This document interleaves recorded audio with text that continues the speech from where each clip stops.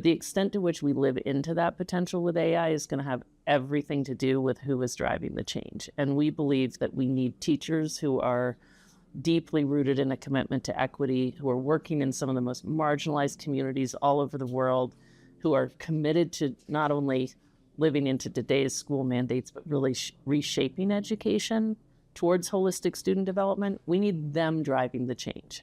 Wendy, thanks so much for joining. So excited to get to have this conversation with you today. One of the hallmarks of your organization is that it's been about local empowerment, local agency, really from the get-go. And I think now that is a rising theme as we look at global development, and would just be interested, what are some of your learnings over time that you have accumulated about what works and what doesn't?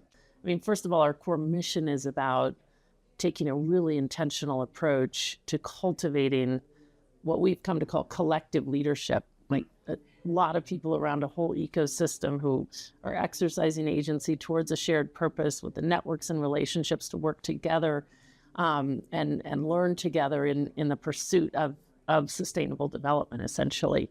I think when we launched Teach for All to be responsive to all these local social entrepreneurs all around the world who were determined to bring this approach to developing collective leadership to their countries, we set it up as a network. And the idea was that it would have both local ownership in the form of all these independent local organizations that would be part of the network, but that they would also be able to be globally informed through engaging in the network, that we'd have a global organization that would help everyone learn from each other. And we've seen the power of that approach. I mean, I've become obsessed with networks as a path to scaling social innovation in a way that's both locally led and globally informed. What is it that you wish you would have known 2 decades earlier? And what would you hope other organizations would be able to take from your experience as they maybe embark on more opportunities to empower local leaders through peer learning? I guess lesson one was that we need to orient our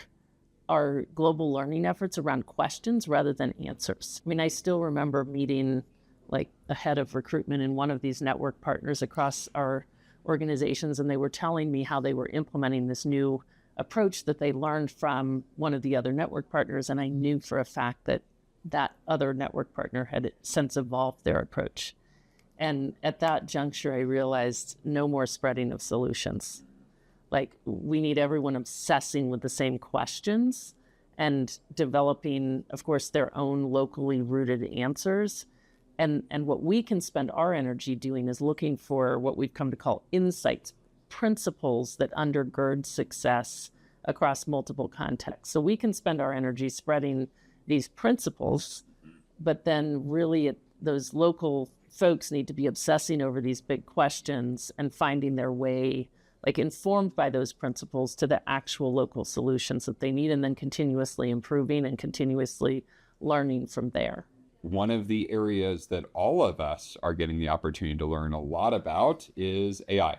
How do you see the role of AI in your organization? And I mean that both from an internal standpoint and then also how you engage in your mission. First of all, the progress we're making in leveraging AI across our network is hugely thanks to all the support we've gotten from BCG. We've created tools that help with translation, which is hugely important for us, working across so many different languages. We have a whole set of knowledge around teacher development and are in the midst of creating a chat bot that enables any teacher to put their dilemmas in and have answers that are rooted in the kind of philosophical approach that we take to teacher development. AI has so much potential in education to help make education more equitable, to help us transform education towards developing students holistically so that they're much more equipped to shape a better future for all of us. But the extent to which we live into that potential with AI is going to have everything to do with who is driving the change. And we believe that we need teachers who are deeply rooted in a commitment to equity, who are working in some of the most marginalized communities all over the world, who are committed to not only living into today's school mandates, but really reshaping education towards holistic student development. We need them driving the change. Well, and again, we're excited to be on the first part of that journey with you, and we're looking forward to seeing what's next for you as well. Wendy, thanks so much for taking the time, and all best as you continue to have so much impact in the world. Thank you. Thanks for all the support and partnership.